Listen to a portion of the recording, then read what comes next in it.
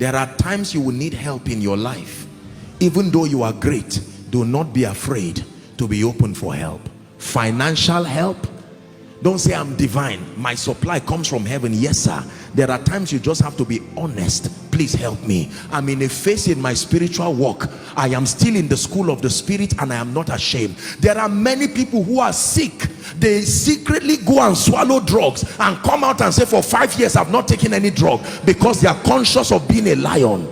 Doctors are not a cost to the faith life. They are a system of God's mercy. If you are sick, release your faith. You release your faith and it looks like things are not happening the way you want. Please don't wait until your health deteriorates and you die.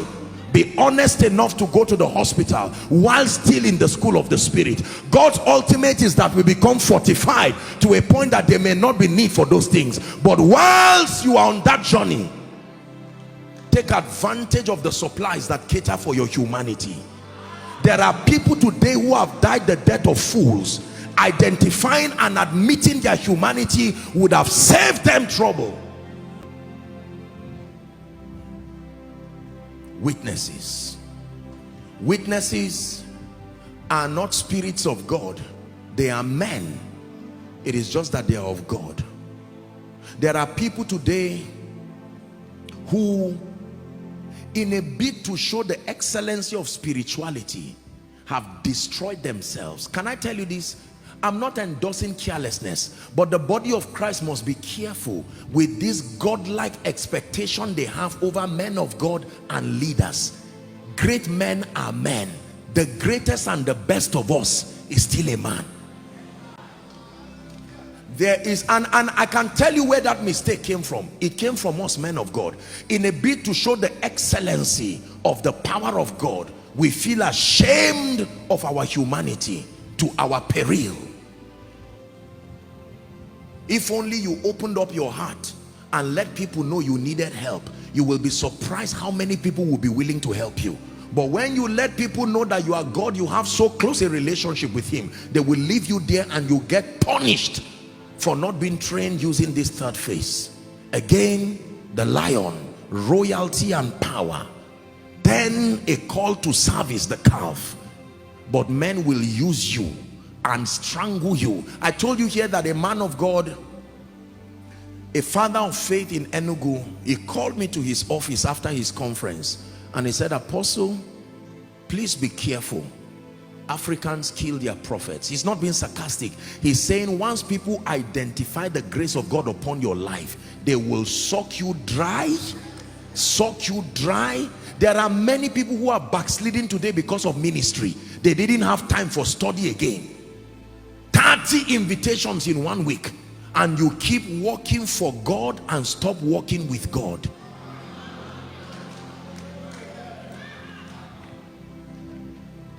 It is okay that when people call you and say, what are you doing now? Are you praying or studying? No, I'm resting. What are you doing? I'm just having time with my family. Don't you love the kingdom again? Shut your phone from those ignorant talk and focus on what God is giving you grace to do. Many great people today focused on building things and they left their family. They left the things that matter. Can I tell you this? I have learned by experience that only 3 things really matter in this life when all the stakes are down. Number 1, your relationship with God. Number 2, family. Number 3, your assignment. End of discussion. There is nothing else that is worth dying for. Listen carefully. Your humanity was captured in the throne room. You can be tired. There are times you will need help. Yes, you are a man of faith. No matter how, even if a nurse and a midwife, no matter how professional she is, when it is time for her to give birth, she will need another midwife to also help her. Be careful when you reject the ministry of men. Accept and admit that you are human. Are we together now? There are many people today who cannot pay their rent. There are many people, I'm not teaching laziness, but I'm saying many people's breakthrough would come cheaply if only they would open up their hearts to say they are men.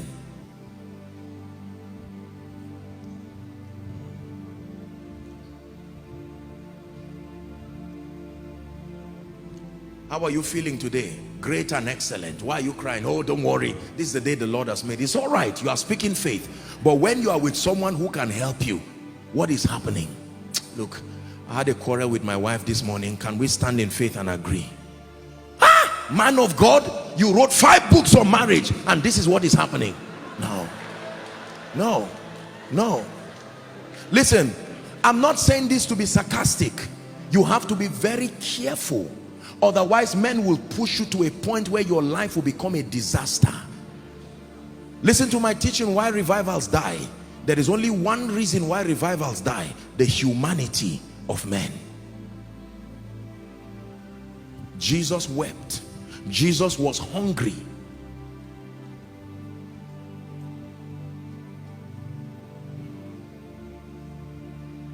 There is a godlike expectation that people bring on leaders, and it's wonderful. We must rise to points where our lives are models enough, but we must be careful.